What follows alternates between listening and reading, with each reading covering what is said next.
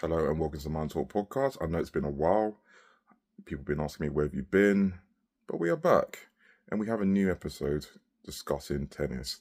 So the two guests I have on, being Joe from Black Tennis Mentors, are going to be discussing about what they do, their journey, and basically the whole purpose of this episode is to see what we can do differently within the United Kingdom when it comes to diversity within tennis. So sit back, enjoy, and let me know what you think.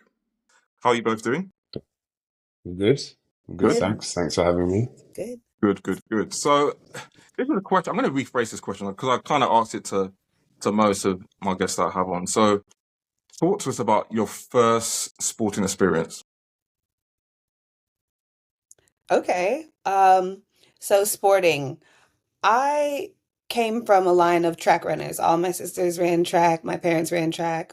Everyone ran track. And my parents literally thought that I would follow their steps.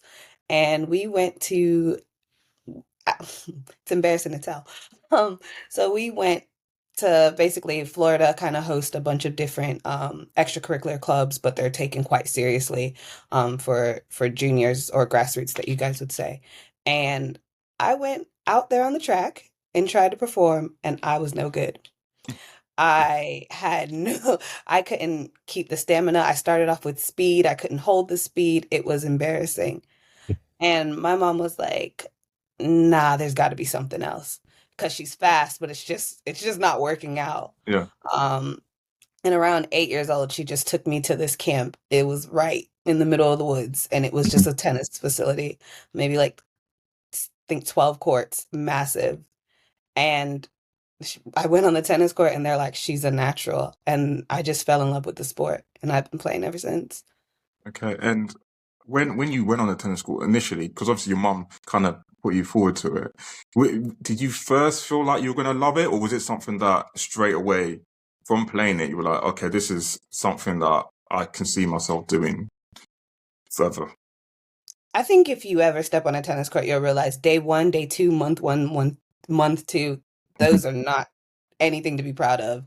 Hitting a ball, running, looking at the ball, finding where the racket goes. It is a sport that will humble you. The best of athletes will get humbled. So no, I did not know. I was frustrated, but I'm not a quitter. So I just kept coming back.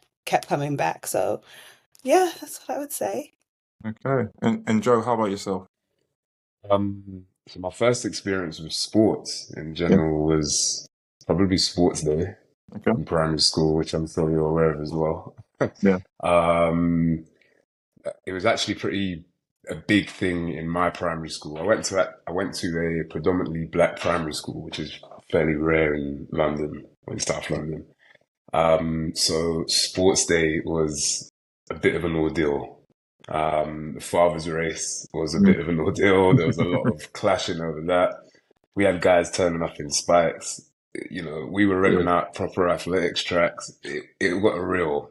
So that was my first real experience with sports. And that's just, you know, doing your usual 100 meter, 200 meter sprints, relays.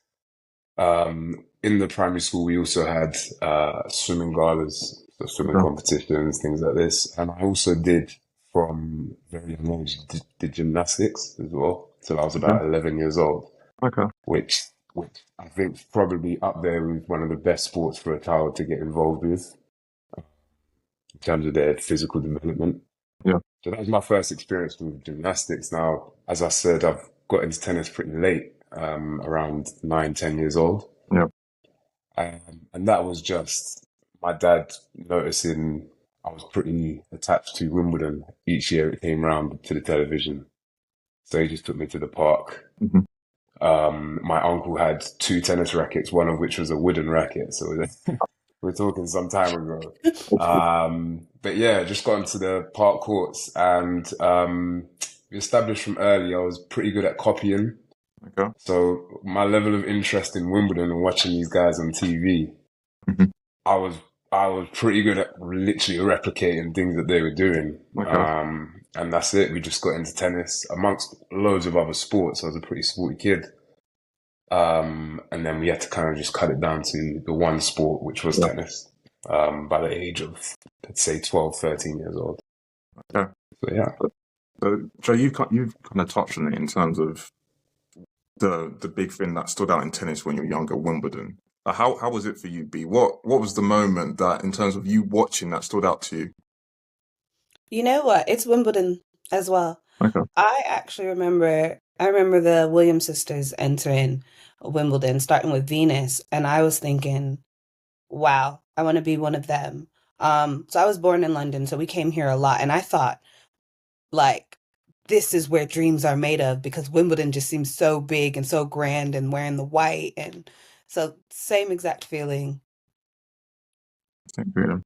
I think for myself, Wimbledon as well, actually, growing up, because tennis, they don't really show it on terrestrial TV.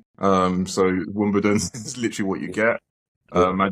As you get older, then you start to see other things, like Roland Garros and the US Open. But yeah, Wimbledon for a lot of people within the UK can be like that. Obviously, for B, you're from the States, so like growing up in the States, how was it for you in terms of tennis? Because in the UK, and Joe Crowley could back this up, you don't see many young black people playing tennis. How was it like for you growing up? I would say it's the same. Yeah, Like I do think that there was a large Spanish or Hispanic or like Puerto Rican and Mexican, Cuban presence. yeah, But of course, everyone speaks Spanish, or there was a lot of Eastern Europeans where most of them spoke Russian, but there weren't many people that looked like me in yeah, my experience at all. At my tennis camp, I was the only black girl.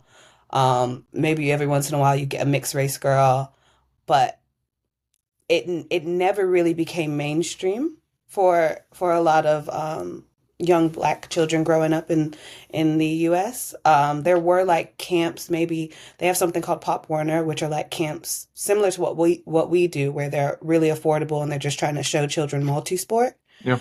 So there was those things, but as for you wanted to compete, you wanted to excel, I could count the amount of girls that looked like me and guys that looked like me on the tennis court. So yeah, no, diversity as in part of Black inclusion just was not there in the coaches, in the mentors, in at the tournaments, umpires.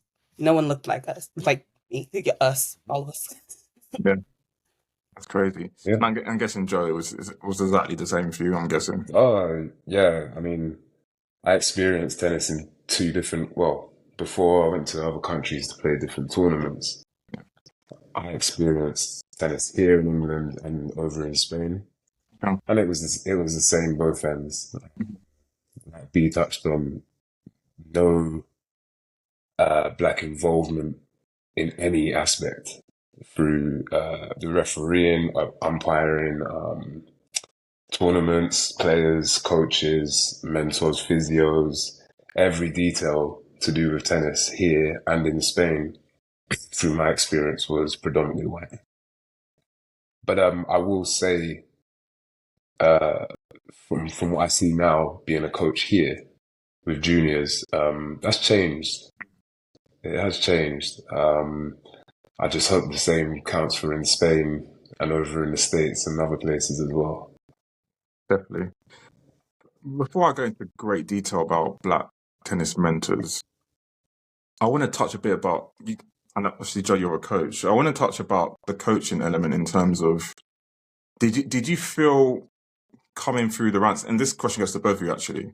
Did you feel coming through the ranks that there was a different type of treatment towards you that there would be to other athletes? Because I've spoken to some parents in the past and said that when they've taken their children to tennis coaches, they always felt like their children got treated differently. How was it like for both of you? So being coached by like as a teen and as a Yeah, as a young teen and person, as a black teen. you know what? I'll say this and I'll be quite honest with it. I did feel like I was used as a mark sometimes. If they were better or faster than me, they were elite. If we had to run the mile quite a lot. So it'd be if you can beat B, then yeah, you're really good. If you don't beat her, then it's because, she's fast.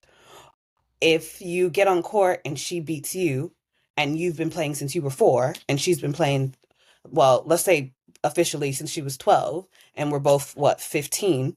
If she beats you, you had an off day. If she gets better than you had an off day. And I think a lot of the time it was discouraging. I felt like I had to work really hard. It felt like a lot of comments were you naturally know how to do that. You naturally are athletic. It was never given like this is my blood, sweat, and tears on the court.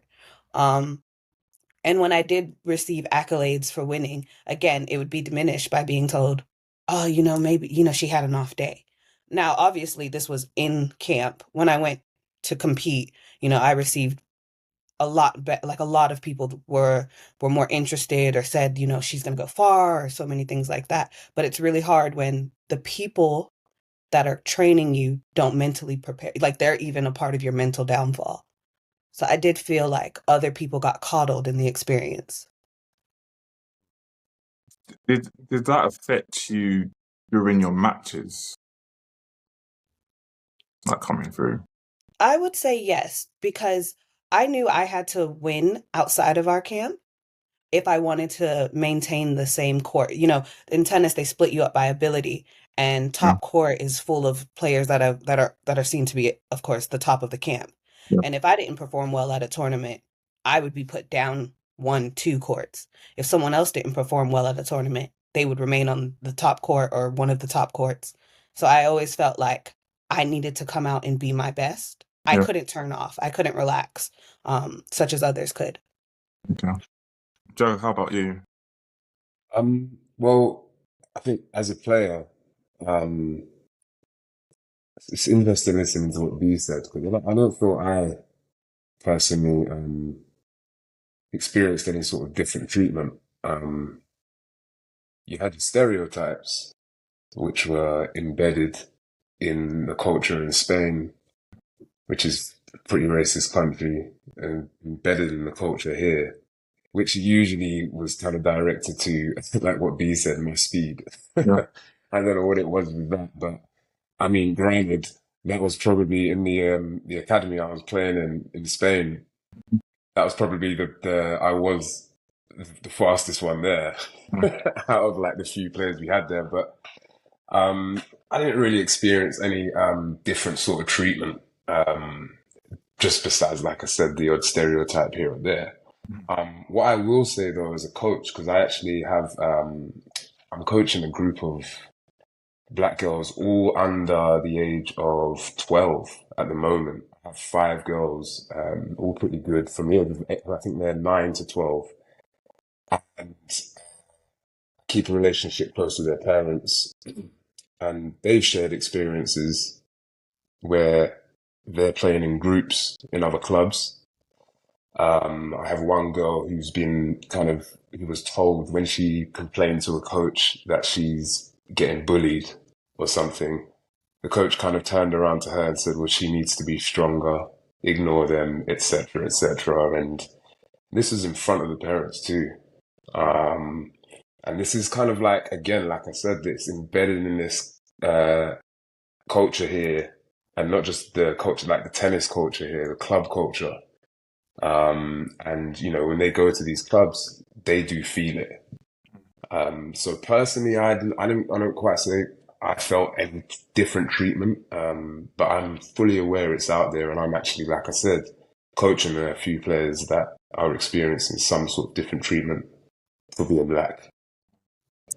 What do you think is going to help something like that? So, see, with coaches, there's not a lot of diversity within coaches. What do you think will aid the change in terms of mindset and how they treat everyone, basically, so they can treat everyone equally, not differently? Who can treat, like, So in you're terms of talking coaches, coaches? yeah, so let me rephrase that. So in terms of coaches, in terms of how it is right now, there's not a lot of diversity. So what do you think is going to change? Do you think having more diverse coaches is going to change how people think and how people coach young people coming through? Do you think there's anything else that we could do differently that will help people coming through? I would say off the bat, like the number one thing is more black champions. Like we have more black we're represented on television more, on a Yeah. big stage at Wimbledon, US Open, Roland Garros. In the men's and women's, if we're represented more in that stage, then that's going to be the biggest thing that will change, that will turn things around. Like, and you can see, like it's things have changed slightly in terms of black involvement in tennis in this country, Yeah. and I think that's down to the fact that we're seeing a few more black people on the television playing tennis Yeah. on a big stage. So I think that's like the biggest thing. In terms of further down the chain, Yeah. yes, you can have more diversity amongst coaches, more diversity amongst tournament organizers, umpires, and programs like this. Yeah. Yeah. Like that's probably it for me from what I can see. Yeah. I don't know if B has anything else. No, I'm going to piggyback off of that. I think that champions definitely inspire people to get on court. And I would 100% agree with you. I wouldn't have been maybe I wouldn't have been on the court if Serena or Venus weren't on the court. Mm-hmm. And, now people have like Coco and everyone else, Tiafo, everyone else. But I definitely think, as we've touched base on, it's the affordable, available places that need to be accessible for more people. Tennis needs to feel like when, people get up and pick up basketballs and take their kids out, pick up footballs, take their kids out. Tennis needs to feel like that too. And I think that it's not like prestige needs to be removed from the sport, but I think that the attitude or the stigma behind tennis needs to be changed. Like, if I had more people that were of my race or even of other races that were getting involved in the sport, I think that I could have encouraged other people to go there. But because I was sitting here saying I'm the only person, or this is the only person at my camp, it wasn't encouraging my peers to get involved. Yeah. But from programs like what we've started, we literally see that Black people are coming more to the courts because of a sense of community. That's it. Tennis needs to change its community. It needs to expand its community, and it needs to diversify its community at the base. And I think from there, there'll be a lot more inclusion. There'll be a lot more people in the sport, whether it be physically on the court, whether it be helping out with tournaments, umpiring, photography, videography. The small stories need to be told. Yeah. And therefore more people would want to be involved. 100%. 100%. Before I go deep into what you're currently doing right now, as this is Mind Talks, I want to ask you a question relating to your mindset for both of you when you were competing. What would you say were the most challenging things mentally when you were on a court that you overcame?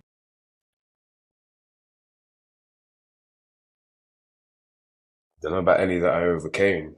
It doesn't, you know If what? you would It have doesn't cut have the to be question up, overcome. It could be what you actually learned from it, because sometimes it's not even what we overcome, it's what we learn and that what we can pass to other people down the line. So, right. yeah. So for me, the biggest challenge, and I think this probably goes for a lot of tennis players, was loneliness. It was just that sense of being on your own, because it is an individual sport.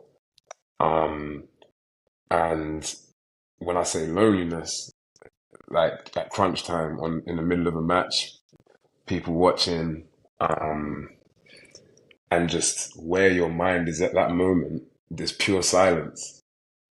You looking around and everyone's looking at you, and it's just dead silence, and you have to manage whatever's going on upstairs here and turn up to that baseline and play the next point, right? That moment when you're getting a ball from a ball boy or whatever and you're walking to the baseline, so lonely when you're way down here. And I tell you actually, when it's worse, when no one's there. So I played plenty of tournaments out in Spain that, no one will be watching. It'll just be dead silent. There'll be a court that's, further away from the clubhouse. And it's just you and this guy that you've never met before, doesn't speak your language. And you're having to manage what's going on upstairs on your own. And I'm talking at the age of 16, 17 years old, and that's really young Yeah. to have to manage those moments. So loneliness for me was the biggest challenge. You B? know what? I had a whole nother something, but I will definitely dive into that. Because I started match play at like 12. And yeah, it's deadpan, it's silence. And there's no way that you can tell your mind and body to do the same thing. You can say, all right, tennis is so hard because I'll just use an example. We get second serves. So as you know, you miss the first one, you get another one. That second after you miss that first one, to bouncing the ball to the second one, to telling yourself, I'm going to get it in. Not only am I going to get it in, but I'm going to start performing. The amount of anxiety tennis gives you point by point, play by play, movement by movement. And then you're just taught to, however the point ended, whether you won or you lost, do it again. Turn it off, do it again. Reset, do it again. Do it again. Do it again. And you have to do it so many times that it never becomes natural. But you have to do it so many times that I think tennis gives you gems. Like when I talk about this sport, I'm like, it teaches you so much about giving your all in that moment, releasing it, understanding you've done all you can. When the game is over, whether you won it or you lost it. If you won it, you got to fight harder to keep it. If you lost it, you got to fight harder to get back in the game. And the game is daunting. What? 4 points most of the time, Yeah. 6 times repeated, and that's if you're winning all of them. So like, yeah, no, they tennis really teaches you to rely on yourself, and sometimes yourself is not enough. There's more times than not yourself is not enough. Yeah, So yeah. it's hard. It's Mhm. hard on the court, off the court. It is very hard. Yeah. What helped both of you? So you've mentioned loneliness and you've mentioned anxiety. What helped you? Maybe not at the time, overcoming it at the time, but what did you pick up out of that to use in life later on, or even to pass that advice on to younger players playing right now?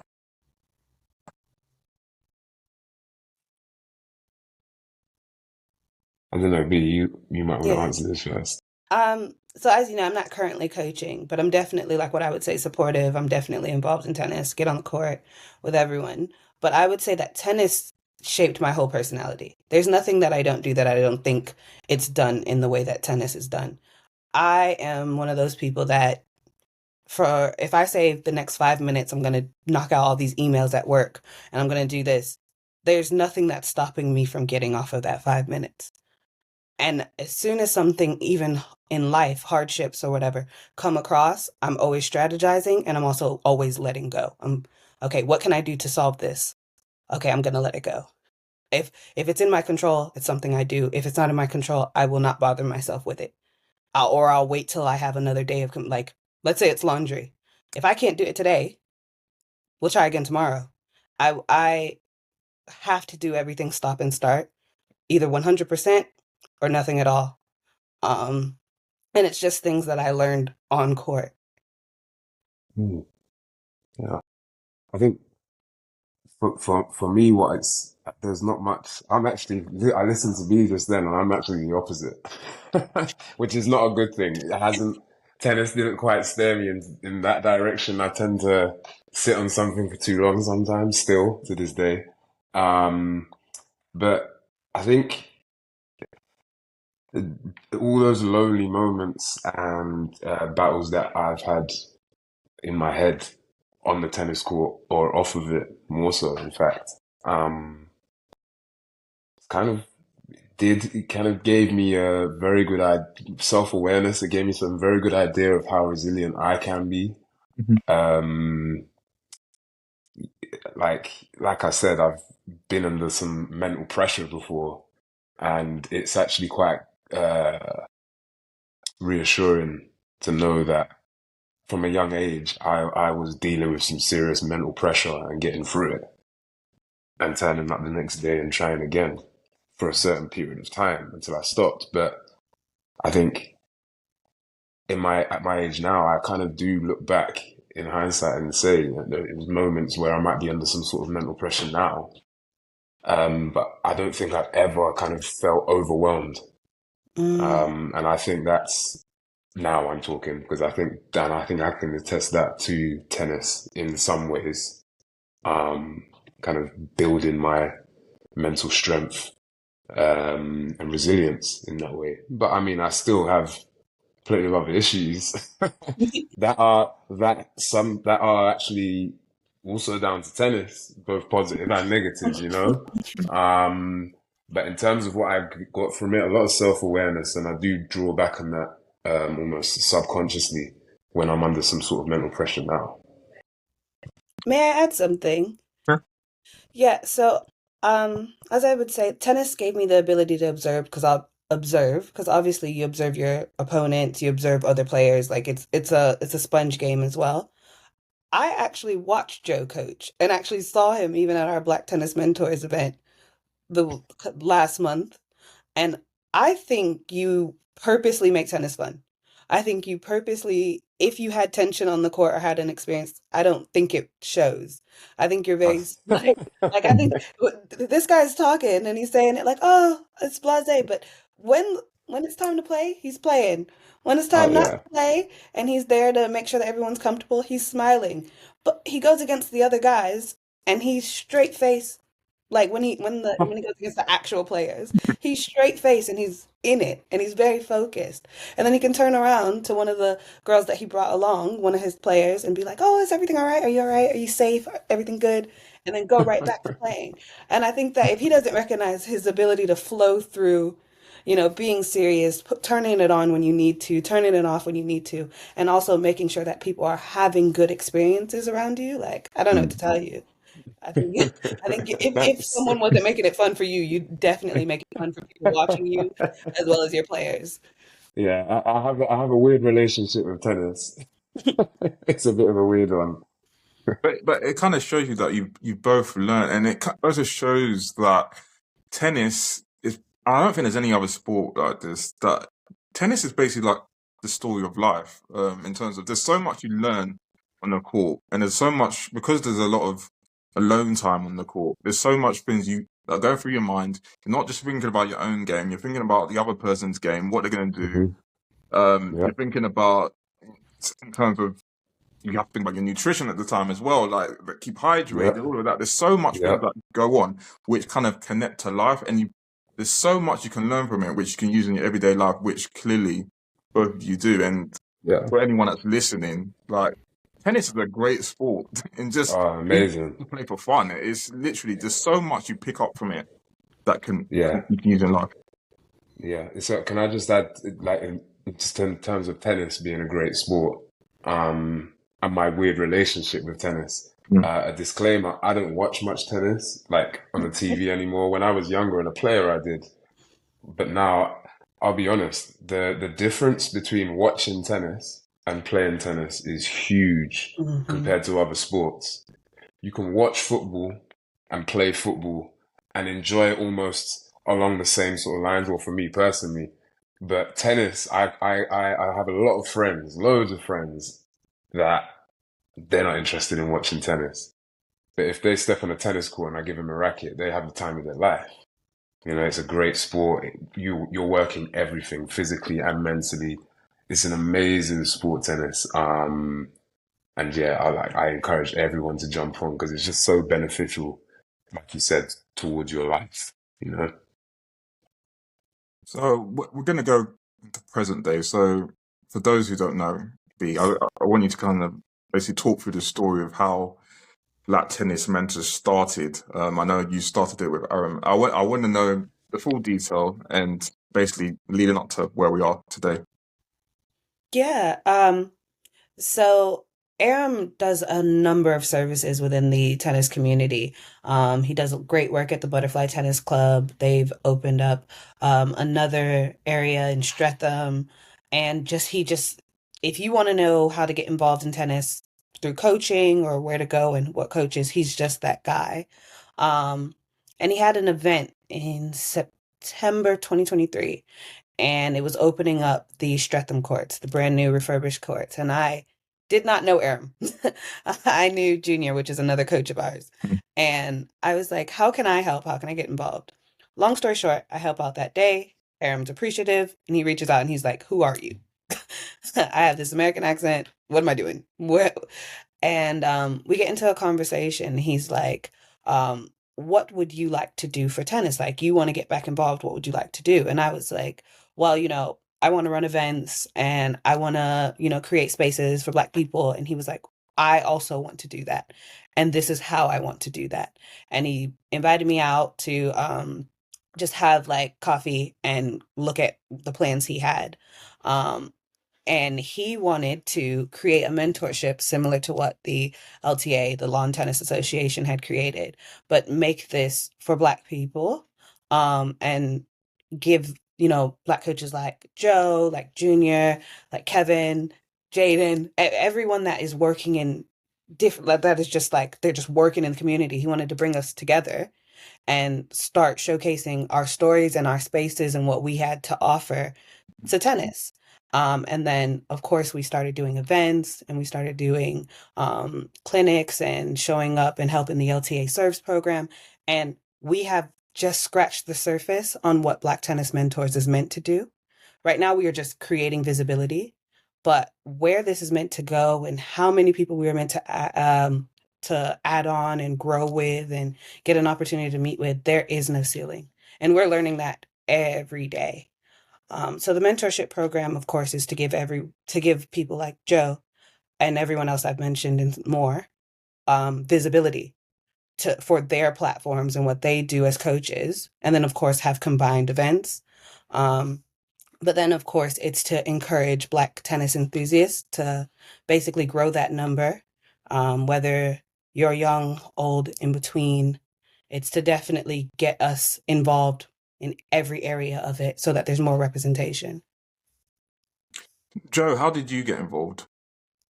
So I used to coach for a company that Aaron joined later on, and he was assisting me on some groups that I was running for this company.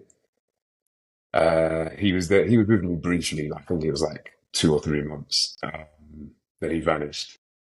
Then popped back up. I think probably like a year later.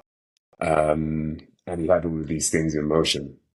He was already coaching at Butterfly. I think there was another club as well. He was coaching at Burgess Park as well. So he was doing his thing. He was just working. You could tell he was putting in some just groundwork at the time. I think at the time as well, he was just finishing his studies at university or was going through it. I'm not quite sure when. But yeah, he had things in motion and he told me about the idea. And I was just like, get me involved because I have ideas that I want to launch as well. But Aaron's kind of just said to me, look, I'm actually creating a platform for someone like yourself to help you create or launch your platform. And it just worked hand in hand. So I just thought, yeah, let's get involved. That's it. Fantastic stories. In terms of like, you've kind of touched on what you want to achieve going forward, but what do you think are probably going to be the biggest obstacles that may come your way in achieving what you have planned in the future? I think people not understanding the vision. Mm. And I think when we first, it's quite a funny story. So we planned this all out in January and we launched in February, but we didn't have an event till March. Yeah. And I think when we approached people that weren't on board, like the mentors, when we would say, hey, I won't name drop groups, but we went to people and said, this is what we want to do. And they said, not try again in a year. Like, you're not here. This isn't ready. We went to, more groups. They said, we don't really understand what you're trying to achieve. And I think we went away with that and we turned that into, you know what, we're just going to have to fuel our own, pay our own way, pick our own courts, do our own venues, start off small and record our own stuff, all that. And then obviously that came into us having several events, having several clinics and opportunities. And then we got awarded the LTA Community Tennis Award this past year. But I still think there's a misinterpretation as to the direction we want to go in. there's a lot of suggestion that we should be coaches, and we go beyond that. Joe's more than a coach. What he wants to offer to this program and his own program is off the court. But it still entwines with, athletes and tennis and so forth. So I think the obstacles will be trying to explain to people how the complexities of the areas of tennis we want to fill in when no one has really had a great experience with tennis. If I start telling people, do you know about the umpires, ball callers, ball boys, who's in the LTA, who's doing this. People don't know all the working parts. So No. it's really hard for us to try and say, we want to fill these working parts. We want to help get in these working parts when people are thinking, is it just not coaching? So I think that's that. And obviously getting people to believe in those other things aside from being physically on court. You mentioned the LTA. How straightforward has it been trying to form a relationship with the LTA? Because as we know, and as we've touched earlier in this podcast, there wasn't a lot of diversity within tennis in the UK. So how has it been like forming a relationship with them? To be quite honest, it's been quite easy. Mhm. And that's all accolades go to Aram, all praise goes to Aram. Aram has worked extensively with the LTA. He does a lot of their coaching programs, plans, teaching, so on and so forth. So he was already connected. Um, and he just wanted to not be not to say that they could or would limit him, but he just didn't want to be confined to that space when he had such great other ideas as well. So the LTA has been nothing but supportive. They want to do more with us. They've taken us on in different capacities. So I think that governing body has been fine, as opposed to like others that we try to get involved in, other multi-sports, Mhm. other clubs, where there's a bit of resistance because they just don't understand what we're trying to do. Mhm. Yeah. This might be like a bit more of a wilder question, but in terms of like what you do, have you ever like thought about expanding in other countries doing the same thing there, or is this something just for the UK? To be quite honest, yes. We think about it all the time. One, because I am from the US and that's where I go to regularly, holidays and so on. But two, we actually got the largest support and connections from people that weren't in the UK. Like if you get into our DMs, most of the people that are asking, can we help? Can we get involved? Can we do this? We have some from Brazil. We have a lot of from Africa, like different parts of. So we have like Kenya, Ghana. Um, I feel like there's Kenya, Ghana. There was another one that surprised both me and Aaron. Was it Uganda? I want to say it was Uganda. Um, we get a lot of messages from external parties trying to get involved than we do with people trying to get involved here in the UK.